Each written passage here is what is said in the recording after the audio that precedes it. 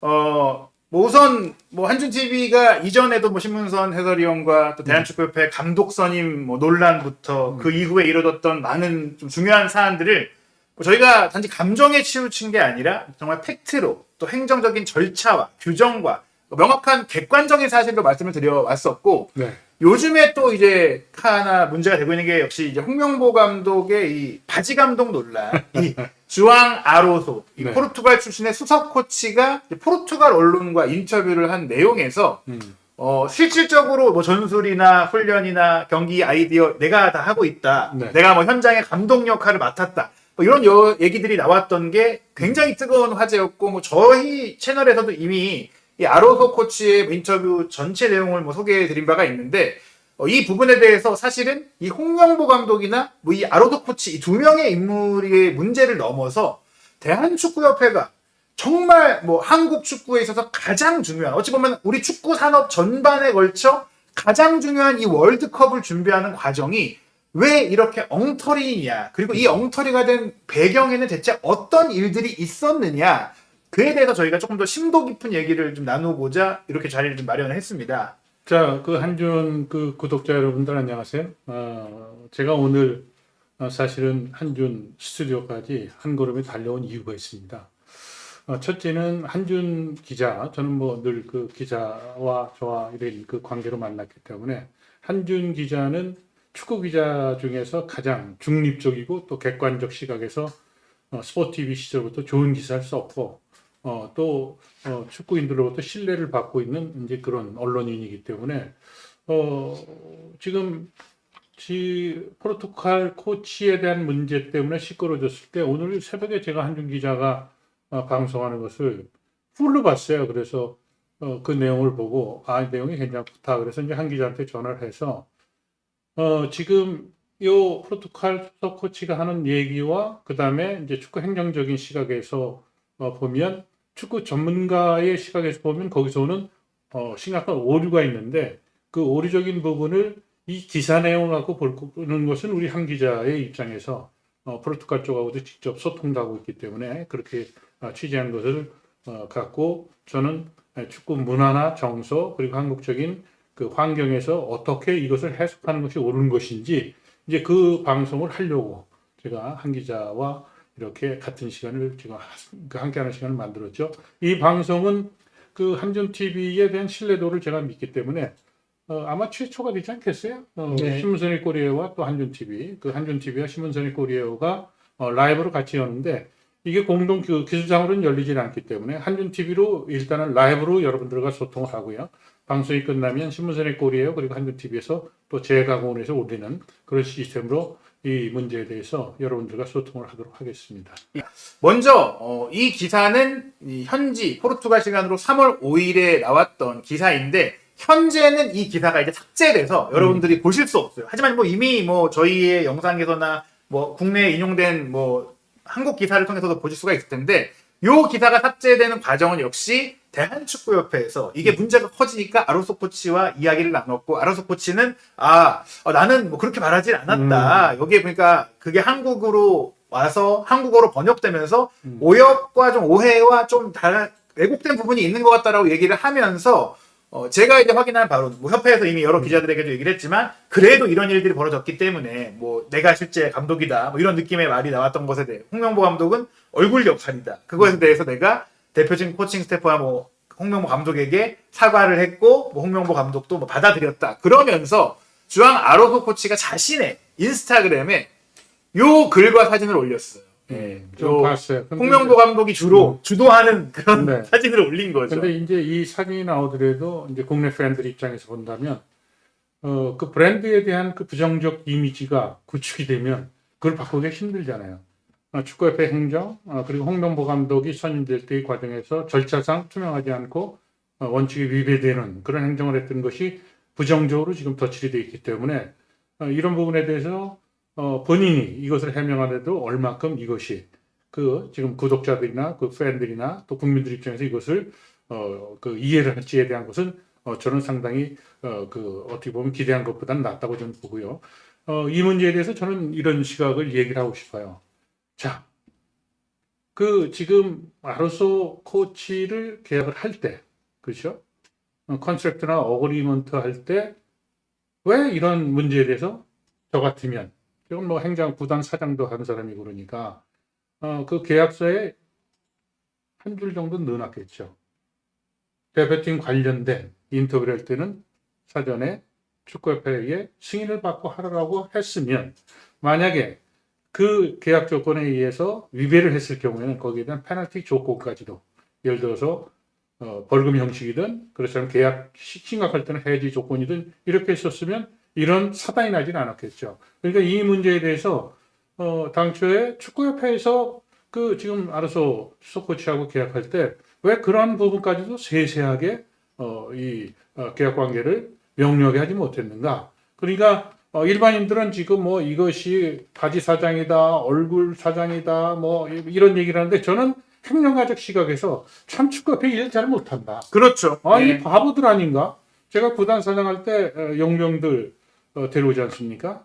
그럼 연봉 계약할 때 출전에 대한 시간, 횟수 이것을 갖고 그래야 선수들이 열심히 뛰어요. 수당을 더 타가기 위해서 이제 그런 거거든요. 그러니까 이 부분에 대한 것도 대한축구협회라는 단체가 직원들도 많고 또 국제 경험도 많이 하고 또 외국인 감독도 그렇게 많이 들락거렸는데 이렇게밖에 일을 못할까?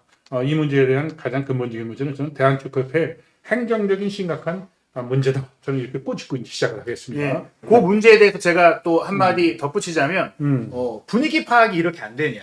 지금 대표팀에 대한 여론과 시선이 얼마나 부정적이고 불신이 만연한데 네. 코치가 이 인터뷰, 이런 내용 인터뷰를 했을 때 어떤 일이 벌어질지에 대해서 저는 그렇죠. 이 생각이에요. 이 아로소 코치도 정말 모르나? 홍명보호와 국가대표 축구팀에 대한 이 한국 팬들의 생각을 모르나? 그리고 포르투갈 언론에서 인터뷰를 했다 하더라도 그게 한국 팬들에게 또 번역돼서 오는 것은 너무나 뭐 금방 쉽게 이루어질 수 있는 일이기 때문에 그렇죠. 이런 사태 파악이 안 되나? 그렇다면 솔직히 뭐 이렇게 생각도 돼요. 이 정도 사태 파악이 안 되면 당연히 대표팀을 잘 이끌 수 있나? 솔직히 뭐 최근에 나왔던 하나의 에피소드긴 한데 이분이 처음부터 한국 대표팀에 왔을 때 이강인 선수가 스페인어를 잘하니까 뭐 맞아요. 포르투갈에선 스페인어가 거의 비슷하잖아요. 그래서 뭐 이강인 선수 줄 알고 말 걸었더니 이게 서령우였더라. 이건 뭐냐? 이 정도로 아니 와서 만날 정도였으면 이전에 경기도 보고 막 준비를 해서 했을 거 아니에요. 그럼 네. 와 이거 얼마나 허술하게 온 거냐? 뭐 이런 생각이 들어요. 근데 현재 또 중요한 건 그런 말을 또 아무렇지도 않게 포르투갈 언론과 했다라는 것 자체는 와 이거 지금 이 코치는 한국의 사정이, 한국의 여론이, 한국 팬심, 민심이 어떻게 돌아가는지 그냥 깜깜이구나. 그것도 저는 이렇게 의심을 해요. 예. 지금 아로소 코치가 근무지가 예. 한국에 물론 그 훈련을 하거나 경기가 있으면 있지만 또 유럽에 많이 있잖아요. 그렇죠. 그러니까 크린스만도 관리를 못한 그 문제가 심각하게 발생됐던 거 아니에요? 뻑하면 뭐 자기 홈으로 달려갔으니까. 예. 그렇다면 지금 아로소 코치에 대한 업무적 그 어떻게 보면 장소, 오피스 개념이죠. 이제 그런 부분에서 한국에 예를 들어서 그 거주하는 시간이 길다면 지금 한 기자가 얘기했듯이 그런 거에 대한 당연히 파악하고 있을 텐데 이런 사태가 난 것을 보면 저는 크리스만 감독 때도 전력강화위원회든 기술 파트에서 제대로 된 회의도 한 차례 하지는 못했다는 거 아닙니까? 그렇다면 아로소 코치를 데려와서 또 아로소 코치 밑에 지금 포르투갈 코치들이 또 4명이나 있지 않습니까? 그 관리는 제대로 하고 있는 건가? 와, 이게 참. 그래서 이 문제에 대해서는 저는 좀 다른 시각에서 자꾸만 얘기하는 게 뭐냐면 제가 행정가기 때문에 이거는 축구협회 입장에서 본다면 이렇게 저렇게 수습을 했다고 하더라도 수습되는 과정 이전에 외국인 지도자들에 대한 관리에 대한 소홀에 대한 이것은 혼나야 된다. 저는 그렇게 생각을 해요. 여기서 제가 좀 하나 말씀드리면 사실 뭐 클린스만 감독 때와 조금 차이점이라면 물론 홍명보 감독이 또 한국 지도자이기 때문에 한국에 거주하면서 뭐 국내 선수들을 뭐 파악을 하고 또 한국 코칭 스태프들도 있고 그리고 유럽 코치들은 뭐 유럽에 있으면서 유럽파들을 관리한다 이런 뭐 분업이 됐다. 하지만 중요한 건 그 분업이 또 얼마나 협업으로 잘 연결되느냐의 부분인데 말씀하신 대로 뭐 유럽 코치들은 뭐 유럽에 살면서 매주 유럽 경기를 뭐 유럽에 있는 한국인 유럽파들을 보러 가야 되니까 거기 산다? 그거 오케이라 이거예요. 왜냐면 클린스만 감독 때는 모든 뭐 대표팀 코치들이 다 외국에 있었으니까 이거는 그렇죠. 문제인데 지금은 뭐 한국 코치들, 한국 감독은 여기 있고 분업을 한다. 근데 말씀하신 대로 분업을 하더라도 협업하고 회의하고 소통이 잘 되고 서로가 시너지를 내고 있다면 이런 모든 상황들을 다 잘 서로 파악을 하고 있었을 텐데 그게 안 돼 있는 결정적인 증거 역시 이번 사태다. 이거예요. 예. 자, 보세요.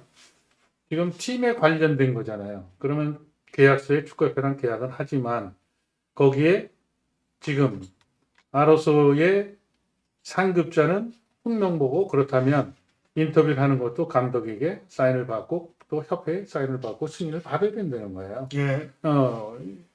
앞서도 얘기를 했지만 우리가 60년대에 그 영국의 아담스 코치라고요. 그 감독이 왔었어요. 지도자가. 그때는 한국이 이제 경제적 여력이 안 되니까 피파에서 지금 아프리카나 뭐 이런데 그 피파에 축구 지도자들 보내듯이요. 한국도 그런 케이스로 왔었거든요. 벌써 외국인 감독이 한국에 온 지가 역사가 굉장히 시간이 많았단 말이에요. 도대체 난 축구협회 조직을 이해를 못하는 게요.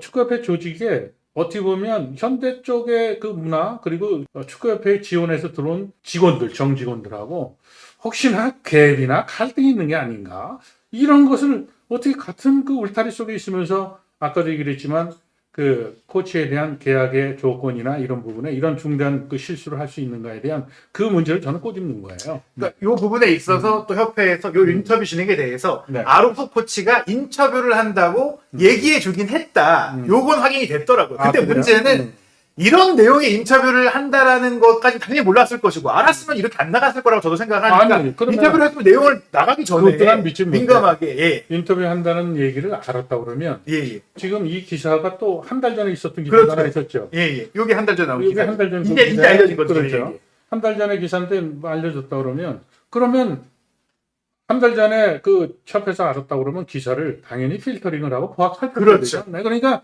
협회에서 어떤 얘기를 하더라도 이 문제에 대해서는 협회 행정의 관리에 대한 어떻게 보면 시스템이라든가 그렇지 않으면 관리 담당자의 그렇지 않으면 뭐 게으름이라든가 이런 부분으로 이건 피어날 어떤 그렇죠. 변명 여지가 네, 없어요. 말씀하시는 게 정확한 게 이런 거예요. 예를 들어서 아로소 코치는 자신의 책임을 다하기 위해서 네. 인터뷰 제안이 왔을 때 협회 뭐 본인이 연락하는 담당자에게 나 인터뷰 제안 왔는데 해도 되냐? 그에 대해서 뭐 별 대수롭지 않게 협회 직원이 오케이를 해서 하지만 그 부분이 제대로 된 보고가 안 됐다거나 한국까지 연결이 안 됐거나 혹은 이후 인터뷰가 진행됐을 때 당연히 그 내용을 확인해야 될 책임이 있고 의무가 있는데 확인하지 않은 것이 아니냐라고 드러나기 때문에 몰랐으면 이제 아로소 잘못이고 뭐 알았으면 협회 잘못이고 어찌됐거나 어느 쪽으로도 이건 변명이 불가능한 사태다. 자, 저처럼 인터뷰 많이 하는 사람이 어디 있어요? 저는 인터뷰 요청이 오면 질문 요지를 보내달라고 해요. 그렇죠. 그리고 그 내용이 제가 코멘트 하는데 적절성이 없다면 그 부분은 빼자고 얘기를 해요. 지금 이것도 인터뷰를 하겠다 그러면 그 얘기를 뭐 표현이 어떨지 모르지만 통보나 보고라는 형식을 받았다 그러면 인터뷰 질문에 대한 그죠? 그거는 받아서 키핑을 하고 혹시나 인터뷰 질문지에 문제 소지가 있다 그러면 그 부분에서 걸러줬어야죠. 그러니까 지금 행정이라는 부분에서 저는 축구협회 도대체가 이해를 못하는 것이 이 문제에 대해서 저는 접근 방식도 다른 사람들과 다르잖아요. 이 문제에 대한 것은 제가 집중적으로 대한축구협회의 그 행정적인 이 심각한 문제점에 대해서 저는 오늘도 꼬집을 거예요. 정몽규 회장이 결국 잘못한 거예요. 왜냐하면 모든 행정적인 책임이 기업에서는 오너가 자기 회사니까 자기의 어떤 의사를 갖고 예를 들어서 의사결정을 할 수 있지만 대한축구협회라는 이 기관은 현대산업개발이 아니잖아요. 그렇다면 이러한 그 대표팀에 관련된 문제는 행정적 문제는 공기능적인 시각에서 이것을 관리를 하고 그리고 철저하게 사전 사후에 대해서 이것을 시스템적으로 걸렀어야 되는데 그러지 못한 거죠. 그러니까 축구협회가 뭔가 나사가 빠진 이런 그 저는 단체가 돼 있다고 지금 보는 거예요. 심각하게. 저는 사실 나사가 빠졌다기보단 나사가 없다.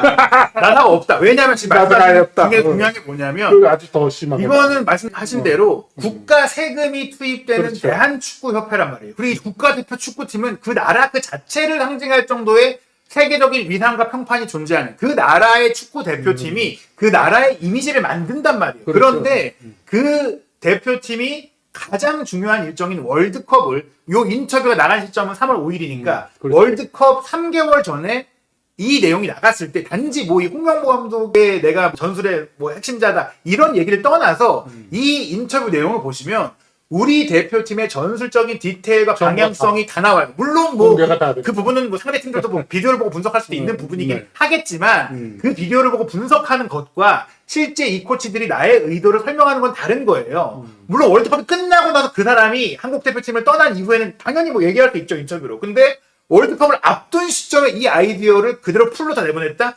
제가 대한축구협회 이 관련된 담당자였다면 당연히 이 코치가 인터뷰를 한다고 했을 때 어떤 내용의 인터뷰를 하느냐, 인터뷰를 한 다음에는 그 내용 좀 나도 보자. 근데 중요한 것도 하나 뭐냐? 그게 이 기사가 만약에 나오자마자 국내 뭐 기자들이 소개한 거였다면 당연히 그 시차 때문에 바로 협회에서 몰랐겠구나 하겠지만 3월 5일에 나온 기사가 4월 4일에 한국에 알려지는 그 한 달 동안 대한축구협회는 이 인터뷰가 어떤 내용으로 진행되어 있는지 전혀 파악하지 못했을 것이다. 그리고 이 매체 자체는 이 매체 특성상 주앙 아로소 코치도 지금 변명을 하고 있다. 이 매체는 원래도 솔직히 좋은 매체입니다. 정말 이 축구인들과 깊이 있는 정말 깊이 있는 내용이잖아요. 인터뷰를 인터뷰는 좋아요. 그러니까 이 솔직히 알맹이가 있어. 제가 말씀드리면 주앙 아로소 코치를 솔직히 이 인터뷰를 보고 이 코치 자체는 생각보다 많은 생각을 하고 공부를 했구나. 생각보다 좋은 코치구나라는 생각을 했어요.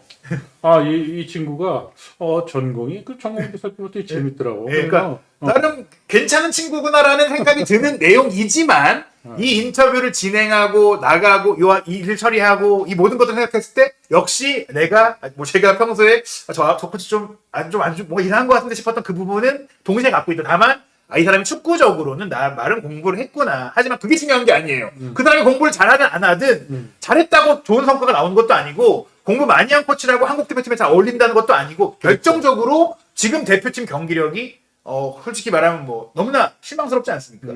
그래서 지금 우리 한 기자 얘기했듯이 나사가 없는 축구협회. 나사가 없어요. 나사가 없는 거야. 이거야 지키지. 첫 번째 쟁점은 이제 사실은 많은 포커스 저희가 말씀드리고 싶은 게 많은 분들이 지금 홍명보 감독이 바지 감독이었다. 홍명보 감독이 뭐 고액 연봉을 받으면서 자기는 뭐 일도 거의 하지 않고 얼굴 마담으로 있으면서 자기 개인을 위한 영달만 하고 있다라는 것에 포커스를 두고 있는데 거기에만 포커스를 맞출 경우에는 홍명보 감독 하나 욕하는 걸로 끝난단 말이에요. 진짜 중요한 건 대한축구협회가 홍명보 감독을 선임하고 그 선임한 홍명보 감독을 어떻게 운영했고 이 모든 과정에 있어서의 실책이 이 홍명보 사태 이전부터 이어져 왔던 방향성과 똑같다. 예를 들면 그나마 벤투 감독 선임 및 그 2022 카타르 월드컵 16강 갈 때만 하더라도 이 정도까지 시스템이 없진 않았는데 그 이후 클린스만의 선임이 뭐 협회 회장의 사실상 독단적인 움직임 속에 굉장히 많은 돈을 들여서 진행이 됐고 그게 또 실패로 드러나서 엄청난 위약금을 물게 돼서 예산이 제한된 상태에서 월드컵을 또 준비하게 됐는데 또 한 번 코칭 스태프를 엉터리로 구성을 해서 우리가 정말 중요한 월드컵을 망치게 됐다. 이게 중요한 거거든요. 자, 그러면 제가 이 쟁점에 대한 거를 요약을 해볼게요. 축구협회로부터 이제 아로소 코치에게 제안이 왔었잖아요. 그죠? 예. 그리고 제안 내용 중에서 클린스만 감독이 이제 축구협회와 이별을 하고 이제 떠났고 대한축구 입장에서는 국내 감독을 선임하는데 관심이 있었다는 그런 입장의 얘기를 들었다는 내용의 인터뷰 내용이 있거든요. 예. 자, 근데 여기서 이제 의문점이 생겨요. 하나가 뭐냐면 그 정혜성 그 위원장 시절에 정강 위원장 시절에 외국인 감독들을 인터뷰하러 다녔잖아요. 예. 해외에도 나가고. 그런데 지금 대한축구협회로부터 연락이 왔을 때는 대표팀의 얼굴이고 또 제도적으로 상징이 될 수 있는 그리고 일상적으로 전면에 나설 수 있는 한국인 감독을 원한다라고 하면서 인터뷰 제안을 했잖아요. 예. 이 부분에 대해서 저는 사실은 한 기자가 이걸 아침에 막 방송을 할 때 다른 그 사람들은 입장이 다르게 저는 굉장히 예민하게 받았거든요. 그렇다면 이것은 혹시 이미 아로소 코치가 결정되기 전에 축구협회는 뼈대를 세우는 것이 아닌가. 그러면 정혜성이는 뭐지? 그렇죠. 그 수많은 기간 동안 외국인 뭐야? 코치 리스트업하고 전력강화위원회 회의하고 실제로 미팅도 했고 만나기도 했고 무산된 케이스도 있고 수많은 시간들은 그럼 뭐지? 이런 그렇죠. 거죠. 예. 그러면 제가 이제 이거는 사실을 확인하지는 못했지만 추측을 해볼게요. 정혜성 그 전력강화위원장이 아예 못해 먹겠어. 도저히 관둬버렸잖아요. 그렇죠. 그죠? 예. 그 자기가 추천하는 외국인 감독에 대한 안건을 갖고 또 기자들한테도 자기는 공정하게 하겠다. 자기 권한을 행사하겠다 그랬는데 그러고 나서 정혜성이가 갑자기 관뒀어요. 네. 그럼 이제 국민들이 이게 뭐지? 그러면 정혜성 감독이 전까지와 지금 알아서의 지금 이 인터뷰 내용을 놓고 보면 무엇이 진실이지? 네. 사실 사실 기자는 어떻게 생각해요?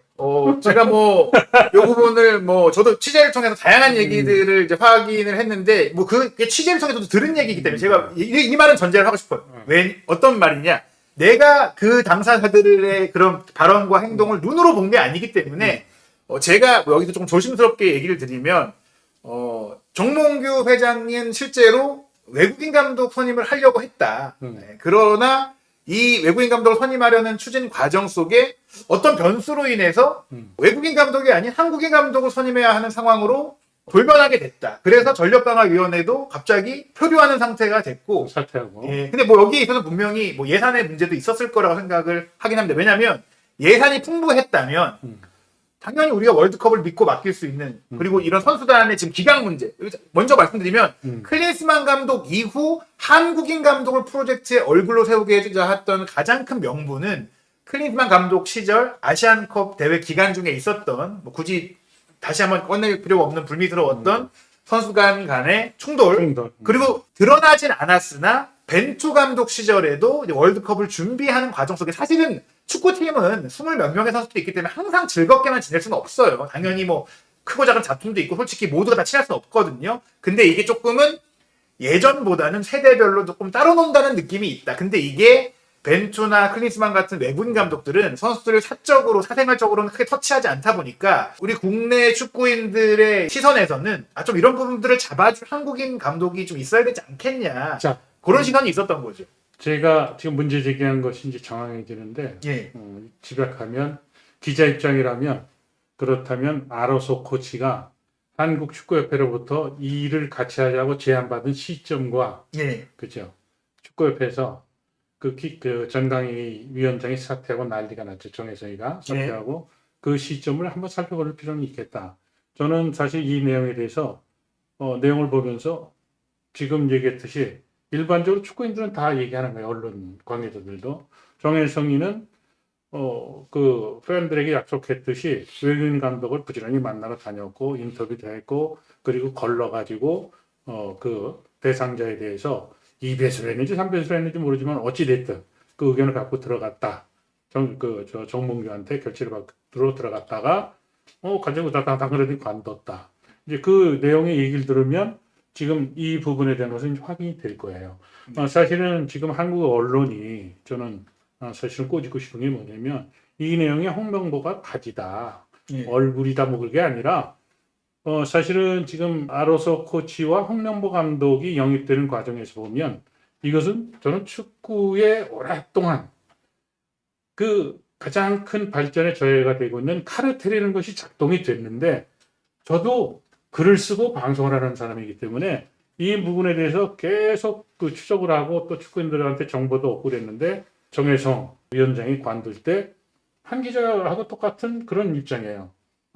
정혜성이는 그래 외국인 감독에 대해서 그렇게 의견을 갖고 있었는데 그것이 정혜성이 갑자기 관두고 이임생이가 들어와서 이임생이가 야밤에 빵집에 가가지고 말도 안 되는 그런 저기를 한 거죠. 심지어 유럽까지 가서 유럽까지 가서 포엣 감독과 또 다비드 마그너 감독과 미팅까지 하고 면접을 받고 왔는데 와서 이제 갑자기 확 바뀌었잖아요. 홍명보 감독을 찾아간 거죠. 자, 그러면 이제 여기서 추론입니다. 자, 추론이라고 얘기를 합시다. 한 기자가 얘기했듯이 정혜성은 외국 감독을 하려고 그랬어, 부지런히.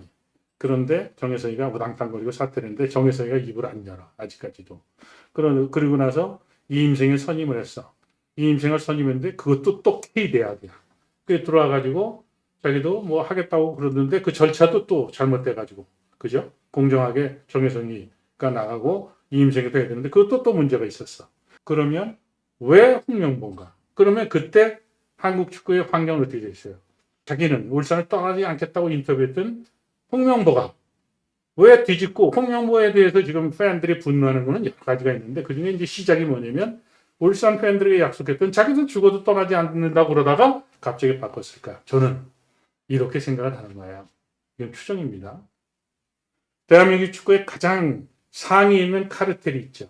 현재는 정몽규가 회장이지만 그 이전에 대한축구협회에 업적도 있고 또 너무 축구를 정치적으로 이용했다라고 비판을 받았던 정몽준 전 회장과의 관계에서 어떤 모멘트가 생겨가지고 그런 사단이 일어난 것이 아닌가라고 내가 지금 추정을 한다면 한 기자는 이게 뭐 합리적인 뭐 그죠. 추정이겠죠. 뭐 그렇죠. 증거나 뭐 어떤 그런 거 그렇죠. 없고 드러나는 사실은 전혀 없습니다. 저희가 그렇죠. 확인할 생각 확인은. 없고 이것은 그러면 추론이라고 그냥 상상인 거죠. 네. 뇌피셜. 요즘 네. 말로 하면 뇌피셜. 왜냐하면 이런 부분들은 뭐 전혀 공식적으로 확인된 바가 없기 때문에. 자, 그렇지만 좌우지간 어찌됐든 저는 축구 전문가고 또 한준 기자는 그 일선에서 열심히 취재를 하는 기자이기 때문에 우리가 뇌피셜이라는 얘기에 대한 것을 여러분들에게 말씀드리는 것은 대한민국 축구가 암묵적 카르텔에 묶여 있고 그것이 일반적 상식에서 벗어나는 그런 지금 전력강화위원장을 선임하는 과정 그리고 정혜성이가 입장 표명했던 것이 바뀌면서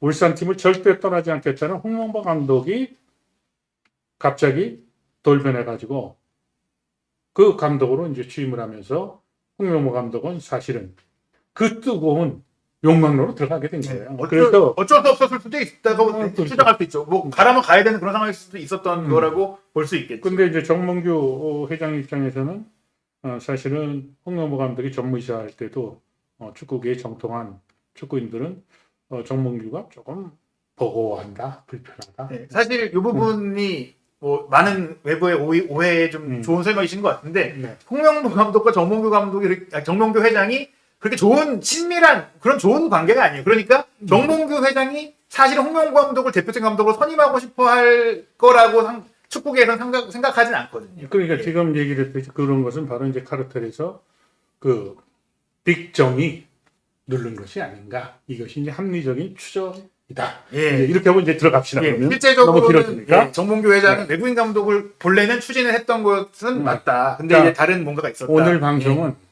제가 여기까지 와서 그렇죠. 예. 그 질 높은 방송을 해야 되기 때문에 다른 데서 듣지 못했던 얘기를 여러분들한테 합니다. 예. 저는 제가 대한축구협회에서 김우중 회장 집행부에서 이사로 있다가 그 정몽준 회장 집행부로 갈 때 유일하게 제가 연계돼서 넘어간 사람이에요.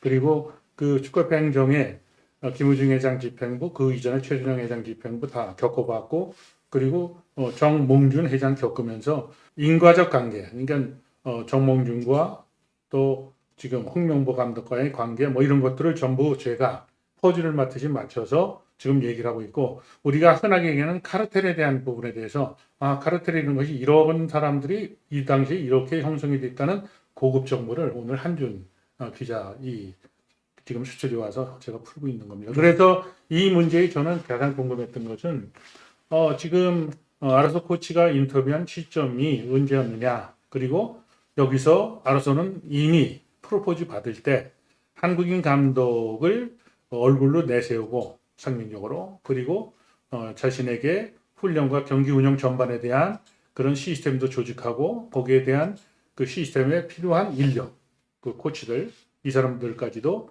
자신에게 원했다. 뭐 이런 맥락이거든요. 근데 이 내용들이 굉장히 중요한데 이 내용은 하질 않고 바지냐 아니냐 그 얘기만 해요. 그렇죠. 제가 여기부터 저희 첫 번째 쟁점으로 네. 홍명보 감독 바지 감독 논란 요에 대해서 좀 깊이 있게 말씀을 드리도록 하겠습니다. 우선 대한축구협회가 해명한 부분들에 대해서 저희도 한번 살펴볼게요.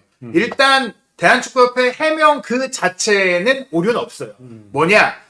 현장 감독이라는 말은 오역이다. 맞아요. 저도 이제 포르투갈어, 스페인어를 배웠고 포르투갈어를 배웠고 또 실제로 그 유럽에서 활동하고 있는 분들에게 얘기를 통해서 확인한 결과 요 아로소 코치가 내 역할에 대해서 트레이나도르 데 깜뽀라고 얘기를 합니다. 그거는 깜뽀가 이 필드를 얘기하는 거고 트레이너도 트레이너, 그러니까 필드 코치다. 이게 꼭 감독이란 얘기는 아니에요. 내가 감독이다 이건 아니고 내가 이 훈련을 주도하는 코치다. 전술 코치, 수석 코치 뭐 그런 개념이라고 볼 수 있거든요. 그런 사례에 대해서 대한축구협회가 이렇게 얘기했어요. 퍼거슨 감독도 매니지먼트를 하고 운영을 하고 총괄하고 실제 전술 코치는 뭐 케이로스나 맥클라렌 이런 이름을 했었고 뭐 위르겐 클롭 감독도 뭐 펩 레인더스나 뭐 예전에 다른 코치들이 있었다. 그리고 저 역시 사실 뭐 단적으로 말씀드릴 수 있는 가장 대표적인 이 거의 홍명보와 비슷한 사례가 지네딘 지단 감독이에요. 왜냐하면 사실 앞서 말씀드렸던 퍼거슨이나 클롭은 조금 더 전술을 그래도 잘 알고 퍼거슨도 나이 든 다음에는 정말 전술에 관여를 크게 안 했지만 나름 전술이 있던 감독들이거든요. 근데 솔직히 지단 감독은 이분은 뭐 전술적인 능력이 그렇게 뭐 그렇게 없는 걸로 유명해요. 그냥 지단이야. 그냥 지단이니까 축구를 너무 잘하는 사람이니까 솔직히 잘 알겠죠. 근데 최신 전술이나 훈련 세션 어떻게 만들고 훈련 구성하고 전술 전략 짜고 이거는 좀 아쉬운 분인데 요 지단 감독의 실질적인 브레인이 베톤이라는 코치다. 그리고 뭐 지금 파리 생제르맹을 잘 이끌고 있는 엔리케 감독도 이와 비슷한 각 분야의 전술 전문가들이 보좌를 하고 있어요. 그리고 안첼로티 감독도 이분은 대표적으로 또 짱으로 유명한 분인데 아들이 또 어렸을 때부터 축구를 열심히 봤기 때문에 아빠가 안첼로티니까 전술 공부 많이 해갖고 전술 코치로 전술 아들이 짠다 이런 얘기가 있거든요. 퍼거슨은 매니저라고 표현한 이유가 있었어요. 예. 퍼거슨은 그 유수 시스템부터 해서 구단의 모든 행정적인 관계에서 자기가 그걸 컨트롤했어요. 예. 지금 지단은 그 챔피언스리그에서 3번을 우승하고 세계적인 그 스타프레 출신이자 또 성과를 낸 지도자인데 그 축구 선수들이 갖고 있는 제가 뭐 표현이 어떨지 모르지만 그 필드에서의 경험은 많지만 행정적 부분에 대한 부족한 부분들이 있으니까 그 밑에 이제 어떤 파트너를 데려가서 쓰느냐가 굉장히 중요했던 거고 그 매니저라는 용어들이 그 광범위하게 지금 했던 지도자까지 다 포함시킬 수 있는가에 대해서 조금 경계를 해야 돼요. 그 퍼거슨은 사실은 맨체스터 유나이티드에서 그 UC 시스템을 육성을 하고 구단의 재정적인 문제, 선수의 영입에 대한 문제 모든 총괄적인 역할을 다 했던 사람이기 때문에 거기에 매니저라는 얘기를 했었고 통상적인 지금 예를 들어서 감독들은 헤드코치라는 용어를 쓰죠. 예. 여기서 지금 쟁점이 되는 것은 필드코치를 헤드코치의 영역에 포함시킬 것인가 안 할 것인가. 이런 사례에 대한 설명 자체 협회 해명 자체에는 오류는 없다. 당연히 감독이 전술에 깊이 관여하지 않더라도 전체를 총괄하고 뭐 기강을 뭐 잡는다거나 뭐 지단 감독 같은 경우 사실 레알 마드리드에 워낙 스타 선수들이 많기 때문에 네. 전술이 뛰어난 감독이 왔을 때 경기가 잘 될 때는 말을 듣지만 경기가 안 풀리거나 안 좋을 때는 존중심의 문제 뭐 이런 것들도 좀 생기는 부분이 있어서 지단 감독이 성과를 냈다는 얘기가 있거든요. 근데 중요한 건 뭐냐? 전 다시 이 부분으로 돌아가서 일단 필드 코치로 온 아로소 코치가 코칭 스태프도 네가 찾아서 데려와라. 여기서 중요한 게 뭐냐? 지금 제가 언급드린 지단 감독의 베토니 코치, 뭐 엔리케 감독, 안첼로티 감독이 수석 코치로 삼고 있는 인물은 자신과 매우 막역하고 가깝고 자신의 분신 같은 사람들이에요. 이 베토니 코치는 지단 감독이 어렸을 때 AS 깡의 유소년 팀에 있을 때부터 어린 시절 친구입니다. 같이 축구를 하면서 자랐어요. 축구에 대한 얘기도 많이 나눴고 편안하게 얘기할 수 있는 사이예요. 일반적인 우리나라에 생각하는 감독과 수석 코치는 상하 관계고 말하기 지금 솔직히 그래요. 국내에서도 본인이 전술적인 아이디어와 역량과 의견이 있는 뛰어난 수석 코치여도 감독의 생각에 반하고 감독에게 약간 의견 충돌이 나오는 경우가 나오기 쉽지가 않단 말이에요. 중요한 건 뭐냐?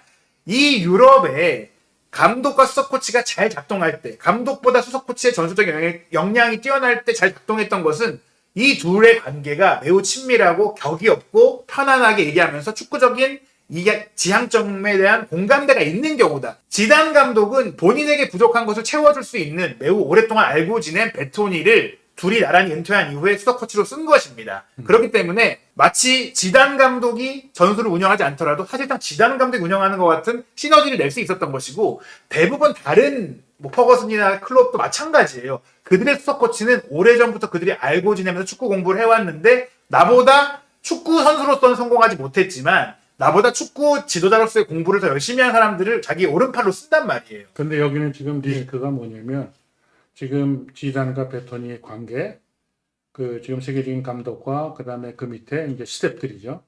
그 정서적으로, 그 다음에 역사적으로, 뭐 가족 간에 뭐 여러 가지 유대에 관련된 이런 연결선들이 있잖아요. 근데 지금 여기서 얘기하는 것은 지금 심각한 게 뭐냐면 그 크린스만 감독 가고 나서 축구협회가 외국인 감독을 뽑겠다고 그러다가 협회에서 만약에 저처럼 축구 전문가가 행정했던 사람이 한다 그러면 여기서 발생되는 스왓 분석을 했었을 거예요. 이 친구를 데려왔을 때 강점과 장점은 뭐냐, 단점과 약점은 뭐냐. 근데 단점을 얘기하고 약점을 얘기를 할게요. 자, 지단처럼 어렸을 때 같이 축구를 했고 인간적으로도 가깝고 근데 지단 스스로가 내 친구이지만 얘가 나보다는 브레인이 뛰어나거나 또 축구 전술적인 자기는 세계적인 스타 선수였었지만 그런 부분에 필요한 파트너로 자기가 데려다가 썼겠죠. 근데 이 문제에 대해서는 홍명보 감독을 이제 뽑고 그럼 홍명보 감독이 당연히 지단처럼 자기 편한 사람이든 또 능력 있는 사람 뽑은 것이 아니라 상식적이라면 홍명보 감독이 자기가 선택을 했었어야죠. 그렇죠. 그죠. 그거에 대한 지금 리스크, 지금 이 부분에 대해서 우리가 이 사건에 대한 그 단면적인 얘기들을 뭐 해서 자꾸만 포커싱을 다른 데다 하는데 지금 이 첫 번째 쟁점에서도 이 친구는 축구협회로부터 오퍼를 받았고 축구협회로부터 오퍼 받으면서 밑에 있는 스텝도 네가 선택을 해라. 만약에 홍명보와 직접 만나고 홍명보와 인터뷰를 하고 만나긴 만났겠죠. 만났겠지. 예. 내가 축구하는 건 이런 거고 그리고 또 네가 어떠한 그 예를 들어 플랜을 짜서 하겠느냐라고 해서 그렇게 했다라면 이런 부분들에 대한 것이 상당 부분 걸러졌겠죠. 예. 그러니까 이것도 역시 축구협회의 행정적인 큰 미스테이크다. 그러니까 지금 크린스만은 데려와서 한국에서 근무도 안 하고 심각한 문제가 있었는데 홍명보 감독이 아니라 외국인 감독을 뽑겠다고 정몽규가 공언을 했다가 그것도 지키지 않고 이런 강태로 왔는데 지금 얘기했듯이 수석 코치를 한 친구가 인터뷰하는 과정에서 사실은 이 문제에 대해서 저는 다른 시각으로 지금 보잖아요. 예. 여기서 확인돼야 될 대목이 그러면 언제 너한테 그렇게 제안이 왔니? 이 부분에 대해 제가 아까도 얘기했지만 문제 제기를 하는 겁니다. 네. 이 아로도 코치 본인도 대한축구협회와 면접을 보면서 내가 될 줄 몰랐다 이런 얘기를 해요. 왜냐하면 제가 알기에도 다른 더 좋은 후보군이 있었고 스페인 뭐 코치들도 있었다. 그리고 뭐 그 외에도 뭐 당연히 사실 한국 대표팀과 월드컵에 나가고 싶은 기회를 잡고자 하는 유럽의 뛰어난 코치들 지도자들이 많습니다. 심지어 감독 커리어가 어느 정도 있음에도 불구하고 내가 감독이 아니어도 뭐 수석 코치로라도 가도 괜찮다라는 생각을. 왜냐면 그 레벨의 지도자들은 사실 뛰어난 축구 강국 사람이지만 그 나라에서 내가 감독이 솔직히 대표팀 감독이 되기는 어렵잖아요. 그러니까 내가 월드컵 경험해보고 싶은 마음이 누구나 꿈의 무대니까 유럽 코치들한테도 내가 유럽의 프로팀 감독을 했지만 한국의 수석 코치로 가서 그럼. 한 3, 4, 사실 그때도 이미 월드컵 2년 전이니까 2년 정도 가서 괜찮다라는 입장이었기 때문에 솔직히 협회가 예산만 충분히 잘 썼다면 그리고 솔직히 예산을 넘어서도 만약 정말 예산 얼마가 모자라 그러면 뭐 러닝 개런티 뭐 대회 성과에 따른 보너스를 줘도 되고 아니면 그분을 어떻게 데려오고 싶으면 설득을 해도 돼요. 우리가 이 정도밖에 없는데 어떻게 안 되겠냐면 그 코치도 솔직히 이 뭐 포르투갈이나 스페인 쪽의 코치들이 그렇게 돈을 많이 받지 못해요. 못해. 많이 못 받아요. 그래서 어느 정도 주면 옵니다. 그렇기 때문에 저도 지금 뭐 아로도 코치나 지금 포르투갈 코치들이 뭐 다 완전 꽝이다라는 것까지는 아니지만 이분들도 솔직히 경험이 있긴 있어도 우리가 월드컵에 나가는 상황에서 더 좋은 코치를 충분히 데려올 수 있었는데 거기서 1차적으로 문제가 아쉽고 플러스 홍명보 감독과 이게 따로 놀고 있다. 지금 아까 말씀드린 대로 감독이 매니지먼트하고 코치가 분업되는 거는 당연히 일반적인 사례입니다. 이걸 가지고 우리가 욕할 수는 없어요. 그런데 그들이 하나의 유기체로 작동을 해야지 한국인 감독과 한국인 코칭팀은 이렇게 따로 있고 포르투갈 코치팀은 따로 있고 가끔 만나고 근데 그 둘의 서로 원활한 의견 교환이나 활발한 토론과 서로가 정말 한 몸처럼 움직이는 코칭 스태프가 맞느냐. 근데 그렇게 되지 않은 이유가 뭐냐? 결성 과정부터 운영 전반에 걸쳐서 협회에서 이에 대한 고민이 전혀 없었어요. 전혀 고민이 아니라 정답은 아까 얘기했잖아요. 카르텔이 작동이 돼서. 근데 작동이 됐었어도 이거를 어쩔 수 없어도 잘해야 되는 거 아닙니까? 지금 보세요. 네. 아까 이제 예산 얘기했잖아요. 홍명보 감독에 대한 연봉에 대해서 제가 만약에 이 행정을 의사결정할 수 있는 위치에 있다라면 적정한 임금을 저는 산정을 했을 거예요. 홍명보 감독이 지금 추정되는 거 20억이라고 그러지 않습니까? 아니 어떻게 20억을 줍니까? 홍명보를 20억을 준 것이 결국은 아로스 코치를 선택하는데 지금 얘기했듯이 그렇죠. 싼 사람을 데려온 거예요. 축구협회 예산은 정해져 있고 예를 들어서 월드컵은 다가오고 감독을 하던 사람, 인터뷰했던 사람들 감독 자리로 인터뷰를 했던 거 아니에요. 경혜성에 가서.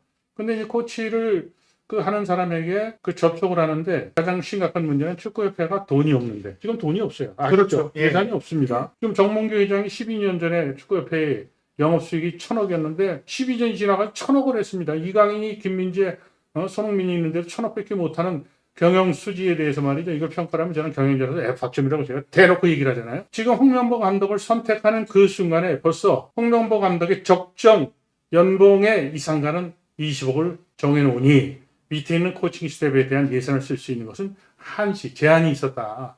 그러니까 거기에 맞는 지금 코칭 스텝을 쓴 것으로 저는 봐요. 대한민국 축구가 지금 이렇게 지금 정몽계장이 회장을 맡은 이후에 대한민국 축구는 프로도 지금 아침에서도 지금 8강에 한테로 올라간 팀도 하나도 없고 일본한테 이제 거꾸로 뒤집어지고 있는데 우리는 감독 얘기만 하고 선수 얘기를 하는데 그게 아니라 행정이 잘못되면 이렇게 무섭게 대한민국 축구의 기본적인 척추, 그러니까 중간에 있는 이 뼈대 역할을 하는 것도 무너지고 또 지금 중요했던 대표팀 감독도 제가 의심하는 카르텔의 형식으로 되면서 지금 아로스 코치의 선임한 이 문제도 저는 비판적 시각에서 보고 있다는 거예요. 추가적으로 이 아로스 코치가 홍명보 감독 체제와 이 홍명보 한국인 코칭 스태프와 협업이 좀 안 될 수밖에 없다고 볼 수 있는 증거는 저희가 추정으로 얘기하는 게 아니라 이 인터뷰 코멘트에도 주목할 부분이 있어요. 열심히 내가 일을 하고 있다라고 얘기를 합니다. 뭐 유럽에 정말 많은 선수를 직접 가서 다 직접 경기를 보고 비디오로 보는 게 아니라 다 보고 또 유럽에 경기 없어 한국에 와야 될 때 와서 K리그도 보고 그런데도 이렇게 얘기를 해요. 클럽에서처럼 업무 강도가 촘촘한 건 아니지만 아니죠. 클럽에서만큼 촘촘하게 일을 해야죠. 네, 지금 해설도 하고 있다는 거 보고 깜짝 놀랐어요. 포르투갈에서. 제가 그거 얘기하려고 그랬어요. 네. 아니 아까도 얘기했지만 축구협회 계약을 할 때 월드컵을 준비하는 대한민국 축구협회에서 자기 스스로가 입으로 이렇게 중요한 필드 코치를 한다는 친구가 가서 해설을 해? 그럼 이중 그 봉급을 받아? 네? 그게 말이 되는 겁니까? 그러니까 축구협회가 지금 비판에 사실은 이 사건의 본질을 지금 제대로 보고 있지는 못한 거예요. 네. 무슨 바지 감독이 문제가 아니라 바지 감독이 문제가 아니라 운영을 잘했으면 돼. 이 문제가 예. 아니 정몽규 도대체 뭐 하는 거야? 자, 제가 얘기를 할게요. 정몽규 회장, 당신 돈이야? 지금 홍명보 준 거 20억 그게 적정한 임금이야? 그리고 알아서 데려왔어. 근데 알아서는 지금 근무 일자 그게 며칠이나 한 거야? 홍명보 감독은 20억을 받는데 지금 계약을 하고 나서 며칠 근무했는데 여기 알아서 얘기를 하는데 인터뷰 내용에 이 해설을 했대. 업무 강도가 촘촘하지 않다. 내가 논란하다 이거 아닙니까? 이게 말이 되는 해설을 거야? 하려면 또 해설도 그냥 이분은 분석적인 분이니까 제가 얘기하죠. 이분이 해설하는 이유는 분석을 잘하니까. 그러면 다른 포르투갈 리그 뭐 경기할 거 아닙니까? 그럼 그거 보고 분석했다는 거 아니야. 그럴 시간에 우리 대표팀 선수나 우리 대표팀 전술이나 뭐 더 고민을 해야지. 그리고 어떻게 소통하냐 봤더니 전부 다 보고 보고서를 작성합니다. 썼겠지. 보고서 썼을 거예요. 선수 뭐 보고서 써서 뭐 보냈겠지. 근데 이 보고서를 써서 보내는 게 중요한 게 아니라 정말 심도 같은 치열한 저는 이렇게 생각해요. 이 선수를 뽑는 거에 대해서 막 논쟁도 하고 막 이 전술에 대해 논쟁도 하고 막 정말 저 그 얘기 뭐 좀 많이 얘기하잖아요. 바르디올라 감독도 정말 수석 코치랑 막 치열하게 얘기하고 뭐 클롭 감독 아까 말했던 내 전술 코치가 있는 그 감독들도 그 전술 코치를 신뢰하지만 다 맡겨놓는 게 아니에요. 일임하는 게 아니라 그에게 짜라고 하지만 나도 같이 고민을 하고 나는 선수 시절에 대선수였으니까 홍명보 감독도 그렇잖아요. 나 선수는 경험은 아로선보다 훨씬 높잖아요. 월드컵 4강 주장인 내 경험과 갖고 그 전술하고 같이 부딪혀갖고 막 최고의 토론을 해야 되는데 그런 과정이 있냐는 거지 이게. 제가 벤투가 16강 올라가고 KBS에 갑자기 연락이 와서 자 그럼 벤투 그때 이제 이슈가 가느냐 남느냐 뭐 이런 얘기를 해서 묻길래 제가 이런 얘기를 했었어요. 우선 그 대표팀에 대한 외국 감독 벤투가 와서 있었던 기간에 대해 평가를 해라. 그리고 16강 올라간 그 성과나 그 성공적인 요소 그다음에 또 불편했던 것도 있으니까 그것을 분석을 해서 기록을 남겨라. 보고서를 만들어서 평가를 해라. 그 다음에 외국인 감독이냐 국내인 감독이냐라고 했을 때 외국인 감독을 하면 연봉이 많이 들어가게 된다. 축구협회 재정적인 문제에서 그걸 검토를 해야 될 것이다. 국내 감독으로 들어가면 급여를 적게 줄 수 있는 대신에 국내 감독이 갖고 있는 단점을 극복하는 것은 거기에 수석이 될 수 있는 수석 코치를 전술 분석과 제가 대학에서 지금 가르치고 있는 그 영상 또는 데이터 분석에 능한 사람을 붙여서 좀 상대팀에 대한 철저히 분석할 수 있는 그런 시스템을 갖춰주면 좋겠다라고 얘기를 했었어요. 그리고 제가 그 김모 감독 94년 미국 월드컵 때 그다음 이제 그 각종 대표팀 감독할 때 제가 기술위원이었었는데 제가 그 행정을 하면서 그 당시에도 그 국내 감독들이 갖고 있었던 평균적인 임금, 연봉에 대한 기준치가 있어요. 근데 홍명보 감독은 지금 20억이라는 것은 이건 상상도 못할 금액이었죠. 지금 일본의 대표팀 감독이 모리아스 감독 그렇죠. 얼마 받는지 아시잖아요. 그렇죠. 10억대를 받고 그렇죠. 10억대 받고 있죠. 거스퍼에서는 전북에 왔을 때 12억 정도 받았고요. 근데 홍명보 감독이 2014년 월드컵 때 실패를 한 감독인데 20억을 주는 것이 맞는가? 이것은 카르텔이 작동된 것이 결국 국민적인 그 반감과 그리고 축구에 대한 행정적인 퇴보가 있었던 것이다. 이렇게 저는 이제 생각하는 거죠.